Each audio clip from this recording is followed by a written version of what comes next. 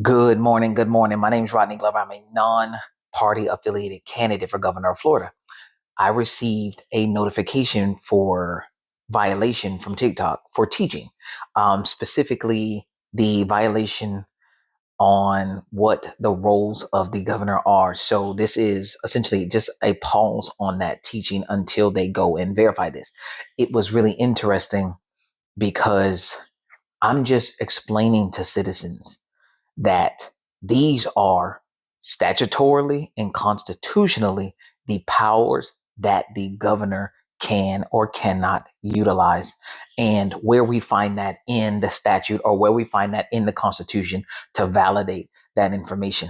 And that teaching citizens about the job that I am telling citizens that I understand and that I want to be a part of is a violation. And that's where we are running into our problems as a society. This is why when I started it off, I was very clear to say that we have become a 3-minute society. I have gotten so much feedback when I'm teaching, but under the 3-minute window, so much more reach under the 3-minute window. I don't want you guys to ever forget that the internet is the most reached place on the planet.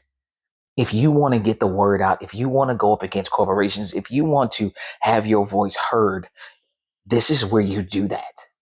You just have to believe that, you know what, in your circle, if you go to share me as your candidate, that you say, hey, not only is this candidate asking for the job, he's showing us exactly what we can do for this job and where we can make changes as he continues to put forth the constitutional pathway to allow us to make these changes. You can't keep looking back on your history, assuming that you're so proud of it, but not willing to understand what it took to make those things that you are proud of happen. And that is change.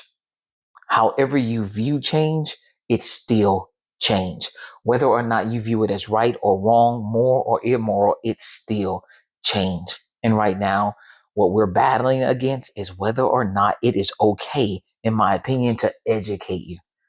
I received a violation for reading to you the rules, statutes that govern the governor's job so that you can now know the difference between whether or not a person is out here telling you something that you know constitutionally and statutorily they are not even able to do unilaterally. So it is very important that you understand that. And as soon as I get the information back on the violation, I will pick back up on the political accountability series.